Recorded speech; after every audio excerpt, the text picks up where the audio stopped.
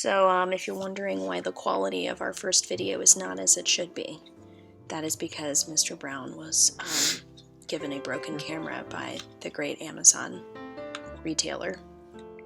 You okay, Brown? I will be. I really thought it was gonna work, and you set everything up here, and the camera was the one thing that I was gonna kind of contribute.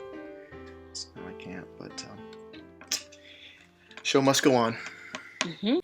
This is Mr. Brown. Hi everyone. I'm so glad you could join us. This is Mrs. Greenwood. Hi everybody. Teacher of the year. Last year. Who knows about this year? Things are Every really year, falling but you can't. apart. I don't know if you could win it like every year, but anyway. Yeah. So should be Teacher of the Year. I should be, but I'm low. I'm low. You gotta lower the bar. I gotta really step it up, but I'm trying. Yes. I'm really trying. This is a train whistle. That was the train sound, and this is a conductor's hat. Why, Miss Greenwood? Because we're going to be talking about Game of Trains, Mr. Brown. It's so much fun, and look how small it is, and it doesn't cost a lot. And I've used it in class. Have you used it in class? I have used it in class. That's fantastic, which is kind of why we're doing this, right? Yeah.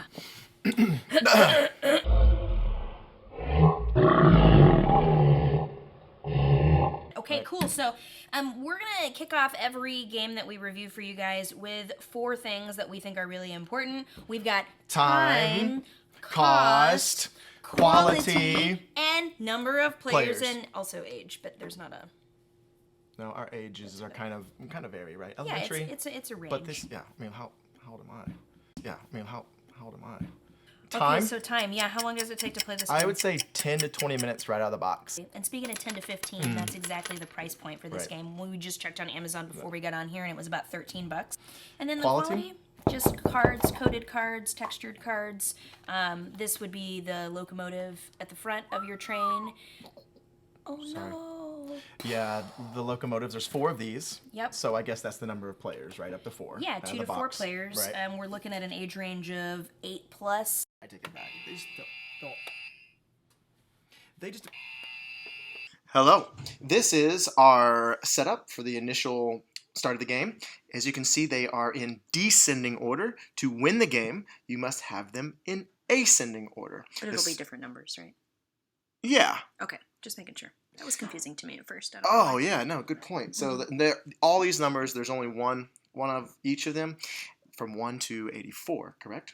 So I will take a look at my cards, and then I will draw a card, if I would like. And I will draw a card, and it's 18. So I'm going to replace one in my train cars with the card that I just drew. And because I'm getting an ascending order, I'm going to go 18. Oh, I'm going to actually go down pretty low because I'm going to start right there.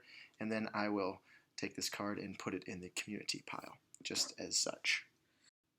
Okay, so Mr. Brown talked about drawing from the draw pile, which is all fine and good if you just want to replace one of your numbers here with this number here. Well, okay, fine. But if you really want to spice it up, you're going to want to head right here to the community section.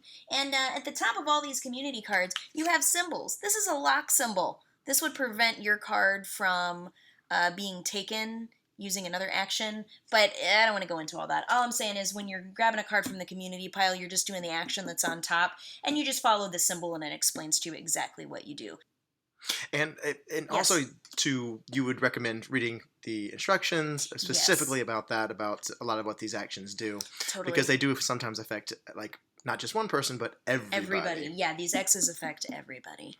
And we're going to link you guys to the manufacturer's video, which is way more beautifully edited than ours. So if you want to know really intimate details about gameplay, that's where you're going to want to head. And then I said, get that out of your mouth, you know? I mean, like, how many times do I have to say that in my job? Like, I don't get paid enough to say that. Most of the ones. Mm-hmm. This pizza got here so fast.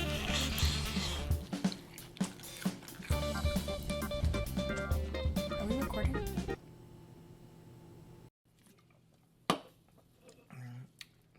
I feel like now that I've had 3 slices in, like, less than a minute, I look different. All right. Yeah, you do. It's changed you. Okay, so we're going to talk really quickly about how we can modify these for the classroom. So Mr. Brown's going to kick it off because it obviously is very math focused. He's a math teacher. Math away, Mr. Brown. Yeah, so that's sort of the main point of the game in our series is to how does this relate? And for the younger crowd, even as far back as like kindergarten, first grade, number recognition, just taking those, maybe even taking out a sample, 1 to 20, and letting them work with those, 1 to 40. I think that could work.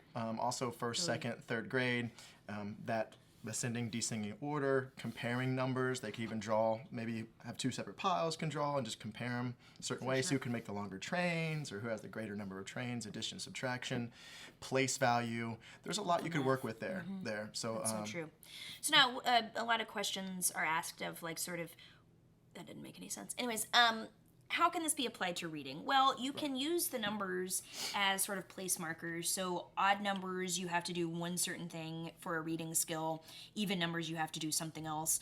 Something that I thought of right before we filmed this is you could do odd numbers represent first-person perspective. Even numbers represent third-person perspective, and every time they have an odd or even number in their train, they have to go find an example in your library of either first-person or third-person perspective. But you could apply that to any range of reading skills: main idea and detail, story elements, fact and opinion, all kinds of things. So I like that. Yeah, cool. thank you, Mr. Brown. Boop. And we hope you guys tune in next time we have a video. It will probably be a little more finessed than it is now. We're working on that webcam situation. We've been on the horn with Amazon trying to figure that out. And so, yeah, it's only going to get better, guys. Yeah. Please come back.